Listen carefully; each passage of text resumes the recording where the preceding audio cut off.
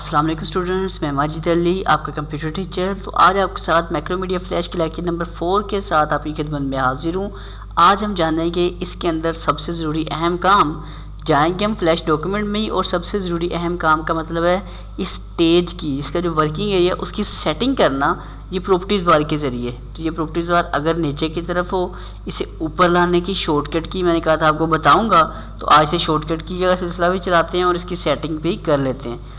Control का button दबा के आपने F3 का बटन प्रेस करना है, जिससे ये देखो आपको शॉर्ट कीज़ के ज़रिए मैं कंट्रोल दबा के रखा हुआ है।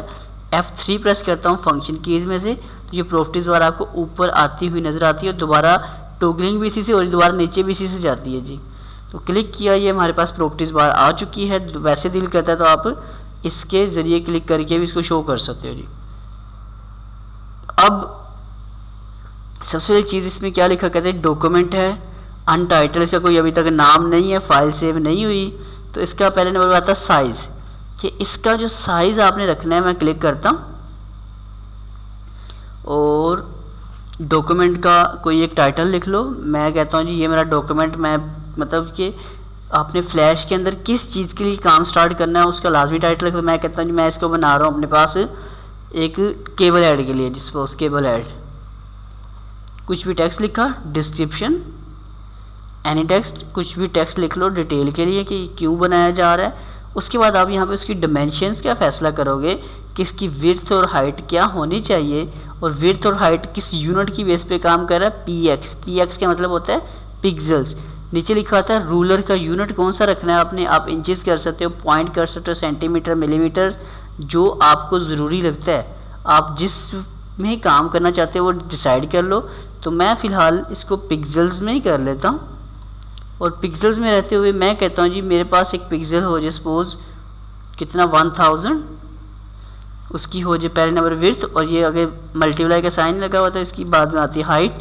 तो मैं कहता हूँ जी 1000 बाय 700, ये मेरे इस कैनवस का साइज़ आ रहा है। उसके बाद ये इसकी ऑप्शन आती है बैकग्राउंड कलर। आप यहाँ पे क्लिक करके, ये अभी देखो बाय डिफ़ॉल्ट ये वाइट कलर आ रहा होता है। आप यहाँ पे फैसला कर सकते हो कि इसका बाय डिफ़ॉल्ट कौन सा कलर होना चाहिए जिसके ऊपर आप काम करना चाहते हो। मैंने एक कलर डिसाइड किया बिल्कुल लाइट सा।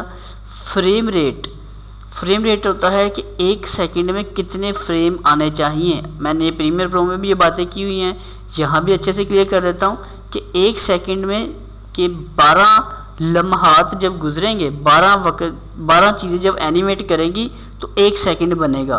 तो यहाँ आ रहा है फ्रेम रेट के 12 फ्रेम पर सेकंड, कि एक सेकंड में 12 फ्रेम होंगे। 12 फ्रेम जब गुजरेंगे तो एक सेकंड पूरा हुआ करेगा जी। और रूल मैंने आपको बता दिया। इसके बाद जब इसे ओके करते हो, ये आपका देखिए जी, मैं प्रॉपर्टीज़ बार नीचे कर देता हूँ तो आपको ये स्क्रीन इस तरह से नज़र आ रही है, पूरी नज़र नहीं आ पा रही। तो आप इसे क्या करोगे, आप इसे करेंगे कंट्रोल और 2, F2 का बटन नहीं प्रेस करना। अगर आप गलती से F2 कर दोगे तो जो आपके लेफ्ट साइड के ऊपर टूल्स आ रहे हैं वो गायब हो जाएंगे। कंट्रोल F2 फंक्शन कीज़ में से प्रेस किया तो ये टूल्स गायब हो रहे हैं।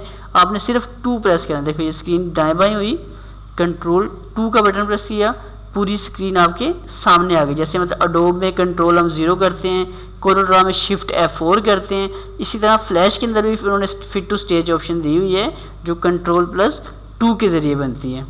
सही होगी बात ये वाली। तो उम्मीद इस बात की मैं करता हूँ कि आपको ये जो जितनी मैंने बातें की हैं सारी की सारी अच्छे से समझ आ चुकी हैं। अगर आपको ये सारी बातें अच्छे से समझ आ चुकी हैं तो प्लीज़ इस वीडियो को लाइक शेयर कमेंट ज़रूर करें, और मेरा चैनल टेक्नोलॉजी वर्ल्ड को भी सब्सक्राइब करें।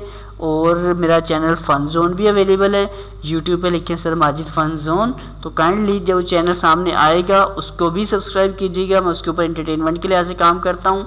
तो ज़िंदगी रहे तो फिर मुलाकात करता हूँ आपके साथ, एक और इसका लेक्चर बनाता हूँ आपके लिए, ताकि जो आपको कुछ फ़ायदा दे सके जी। तो सुनो, ज़िंदगी रहे तो फिर मुलाकात होती है, तब तक के लिए दे मुझे इजाज़त।